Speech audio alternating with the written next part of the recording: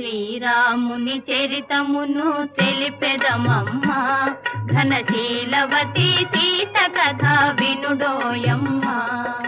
శ్రీరాముని చరితమును తెలిపెదమమ్మా, ఘనశీలవతి సీత కథ వినుడోయమ్మా.